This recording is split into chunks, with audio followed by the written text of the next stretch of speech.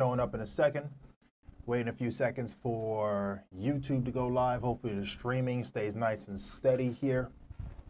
Got my trusty box of Cheez-Its. You know. All right, look at that. We're live. Let me move that box out of the way. You don't need to see that. Okay. Welcome, guys. You know it is Justin R. Harris here. We're going live on our business interests. Today it is strictly about investments, right? So we're talking about real estate today, covering that with the housing market, getting right into the topics today.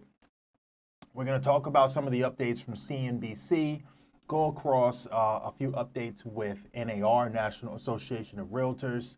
We're also going to talk about the right types of buyer negotiations now that you have this buyer, because you see the title here, this is a buyer's market.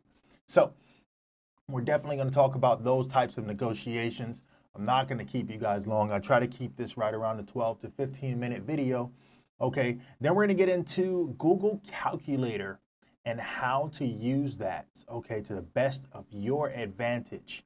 All right, so we're going to get into a little brief explanation with that. So before we get started, don't forget, go down to the bottom on YouTube if you're there, like and subscribe, get all that stuff squared away so we can get past that and get right into it. You guys know who it is, Justin R. Harris here. And without further delay, let's dig in.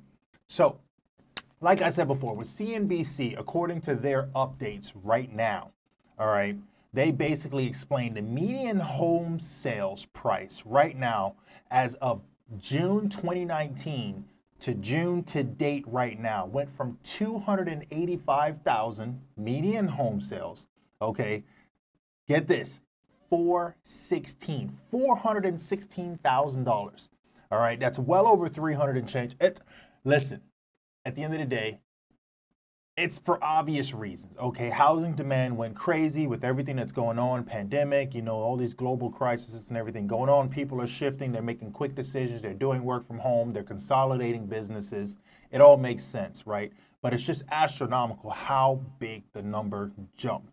Okay, according to National Association of Realtors and their research, mortgage demand dropped significantly, almost 20% average, right, on the applications compared to last year. So for obvious reasons with that, why do you think that happened, right? So we're looking at the economy. We're talking about the fact that, okay, so we know for a fact that with inflation and the drop in the value of the dollar and so forth, why these things started to fall. So everyone gets that. They're on top of that. They understand that.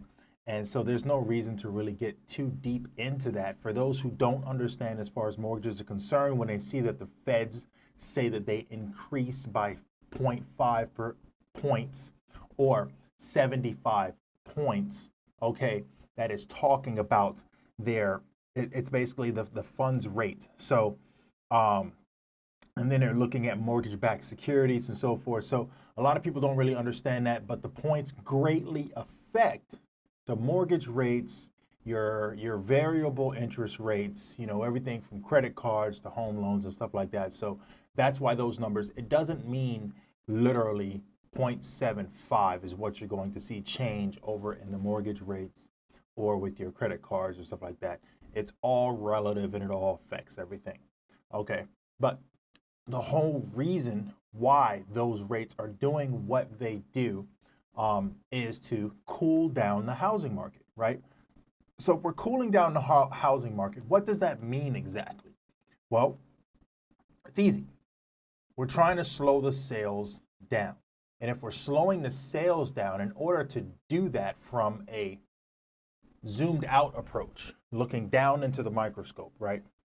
You want to slow down with the frenzy, the whole frenzy that's going on below you as you're standing up above this microscope. So you do the one thing that controls the masses, right? And that's the rates. So you jack up the rates and you make the window of buyers smaller. So because the window of buyers is significantly smaller month over month, the sellers are losing the amount of interest that they normally would have had. So two things start to happen. Actually three, because one, the first one, they just take their house back off the market. They're like, you know what? I don't have to sell. There's no reason for me to sell. So I'm going to slow down and I'll just wait, right? So you have those people. They were just trying to take advantage of making the killer interest, profit above their previous purchase price, however many years ago that was. So they don't have to sell, right? Then you have the other person that's like, no matter what, we have to sell. So let's come down a little bit in our asking price, right? So they come down because they really need to sell, okay? Then you have the last person that is selling out of desperation. They're selling because they are going to lose their home. So their price is going to come down significantly lower. And then of that group, you have the sellers that are they are lost in the sauce.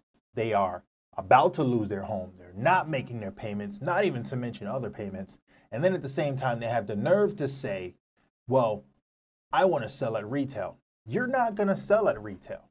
You're going to lose your home because the person who can save you is not going to pay retail for your home just to be stuck with it, because that person is most likely going to be a house flipping specialist, a wholesaler of some degree, or someone that's looking to tear it down and build something up. So the numbers need to make sense for their returns on either one of those types of people. So if those numbers don't make sense, you're not going to get that person. So you will lose your home, and then the bank will be stuck with it, and then it'll get auctioned off, and then you will receive a foreclosure as a result. You're not going to get saved. You go out and get an attorney. Good luck with that, because the money you're paying them on their retainer, you should be paying towards your mortgage. So if you can't even pay your mortgage, but now you're going to try to scrounge around to pay your attorney, what in the world just happened, right? So it's unfortunate because we have those people out there, right? All right, so we see that scenario. This is why it's a buyer's market. That window of buyers got smaller. So sellers, you got to smarten up, right? What are we going to do? We're going to sell, we're going to sit, we're going to hold, or we have to sell because it's desperation. So this is what's happening right now. And now the buyers can sit back and make better negotiating factors. And that's exactly what I wanted to get into. So you as a buyer, right? And you have your real estate agent, and they're out there, they're combing the world, and they're looking for the best deal for you. They're probably looking at how many days a house has been on the market, looking at, how desperate the sellers are, see what types of incentives they are putting in the broker remarks, as far as if you buy now, I'll give you a bonus, et cetera, et cetera. You want to be able to negotiate those things. You also want to negotiate terms like closing costs. This is stuff that used to be done 2 years ago, okay? Where it's like, hey, you know what? Maybe for a faster close, you are going to assist me with credit back to the buyer towards my closing costs, right? Maybe you're going to cover all of it, or you're going to give me some kickback at the end, whatever it is. It's not actual cash in my pocket, but it's actual money that you would have received back towards the buyer to help the buyer get into that home sooner and help you get your money so you can get out of your house sooner, right? So different incentives like that to make the deal worthwhile. Let's see, I took some other notes here. Now I want to make sure that I'm not losing anything here. The other thing that buyers also have an option to do now, because it is a buyer's market. Yes, all right, so we know rates are going up. So for those select few of buyers out there, they're concerned about things like paying too much for their home because the rates are higher. So now for that house that was $300,000 and your mortgage is probably $17,000, probably $2,000 at the end of the day after everything is said and done, you're $2 and change a month, right? And I have an example. We're going to get into that. And then for whatever reason, you're like, you know what? I don't want to pay that for that $300,000 house. So you know what? I'll give you $270,000. So you guys negotiate down, and so as a result, your mortgage is a little lower because you paid a little less. Guess what? The seller is going to do that. If you're a smart seller and you want to get out, because at the end of the day, remember what you're there to do. You're there to get your house sold, and the buyer's there to buy your house. You guys both have a common goal, which is your house, right? So let's not forget that part, all right? Because we want to make everyone happy. The agent that's helping you guys wants to get paid, right? Everybody that's involved in the process wants to get paid. So everybody in that process is going to make sure you get paid. Let's not forget the fact that whatever mortgager you're dealing with, that mortgager wants to get paid. If the mortgager works directly for the bank, because your loan is directly from the bank, that is a 9-to-5 person. They could care less if that deal flies or not. They want to give you the great customer service. They love to get it to happen, but they're not going to jump through hoops, and when it's 5 o'clock, they're out. They're not answering that phone until tomorrow. Maybe they'll respond to an email because they maybe need to catch up on some things or get it done. That might be the most diligent mortgager you're going to have, right? But when it's the weekend and when it's after hours or when it's lunchtime, you can guarantee you're not going to hear from that person unless they are just extremely a unicorn of an agent, mortgager, sorry, for that lender. And they want to make sure they help you because they're not getting paid anymore on that deal. Now, a mortgager, on the other hand, doesn't get paid till that house closes. They are all about it. They're going to find you the better deal. They'll answer that phone at 9 o'clock at night, 10 o'clock at night. They're talking to you during lunch, right? They're going to hit you up over the weekend because they discovered something different. They're all over that deal, okay? They're constantly talking to the title company. The title company is doing everything they can to research the due diligence on the property. You got all these moving parts. Everybody's working for you. So you as a buyer, let's not forget what you're here to do, right? Now, we're talking residential. This is on commercial as well. Keep this in mind, my commercial people. When you're out there and you're doing your investments, everybody's there working for you, the investor, you, the seller, on making your deal happen. There's several options out there. You have to communicate. One thing that I see that often happens is lack of communication. And with lack of communication comes a hole in the deal because someone didn't say something or wasn't truthful about something or withheld some information because they were uncertain, and as a result, the deal falls through. And then you're risking all kind of other situations like loss of your escrow and this and that and the time on the clock. And now you have everyone scrambling trying to help you because they would like to keep you as a client in case you jump to another deal. It just snowballs after that, right? So to prevent all those issues from happening, communication is key. So let's not forget that part when it comes to talking to your people that are all your moving parts, helping you make the deal happen, seller and buyer, right? So in this economy, I can promise you, this is the time to strike. This is when you want to go out there and make these deals and get these banging, investments moving on your behalf to help you, right? So this is some of the moving parts that a lot of people don't really focus on, and it's unfortunate. I'm sorry. Because you know what? In every industry, you have good and bad. You have people that are going to do their job and you have people that are not, right? They're just riding your coattails, and then when it closes, you don't see them anymore. It's unfortunate, right? But communication is everything. The other thing that I wanted to definitely cover, as I don't want to hold you too long on this, we already know what's coming. Mortgage rates will go up. I promise you, and it's not because I'm trying to make you have a bad day. They're going up. So if you have buyers and people that are looking to lock down something and buy something, let them know, listen, rates aren't going to stop here. They're going to keep going. And so if you want to make a decision, let's lock in your rates before they do. July 28th, the Federal Reserve is going to announce their next step. They're watching. And the CPI was just reported at 9.1. Come on, it's going up. They're concerned because they don't want to break the double digit. If they hit 10, it's a problem. So they're trying everything they can. I guarantee you they want to see that 9.1 drop down to an 8.6 or something following into next quarter, probably the end of the next quarter, because they're going quarterly, if I'm not mistaken, right? So they want to see the third quarter results that we're going to be looking at when we're in the fourth quarter.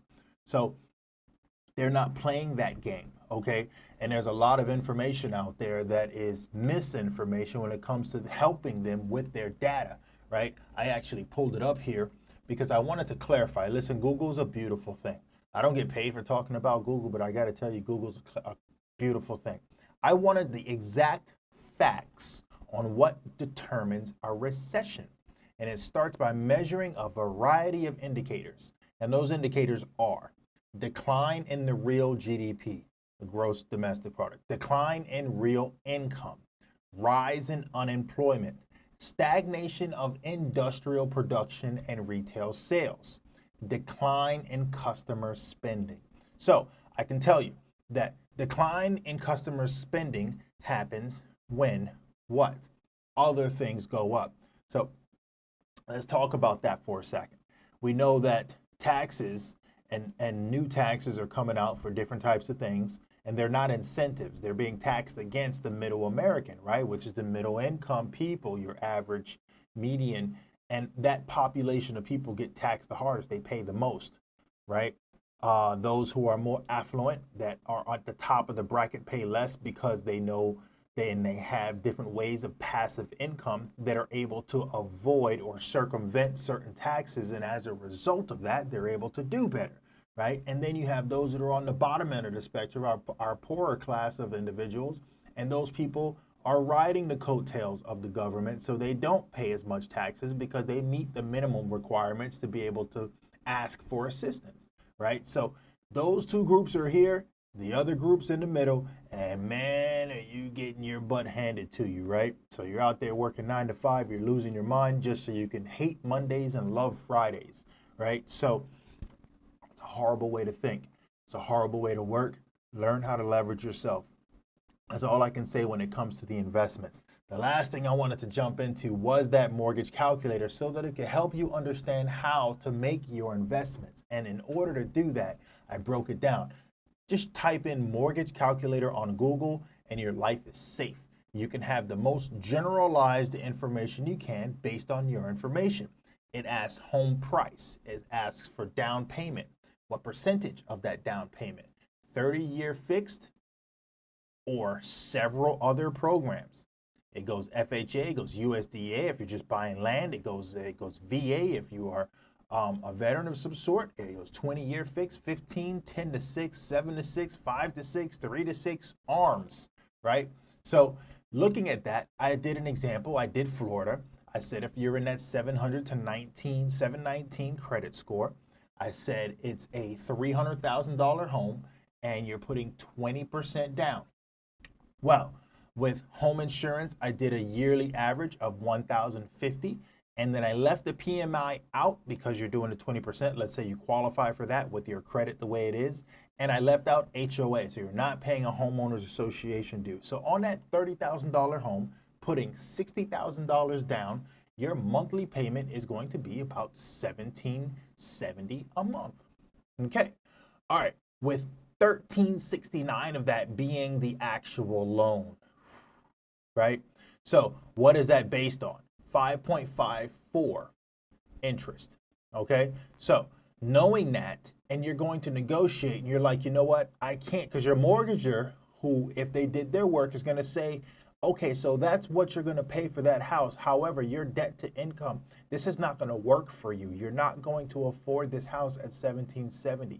You actually need to get this house. If you can negotiate and get it down to $270, you can make these payments. Well, what does $270 do for you? $270 is $54,000.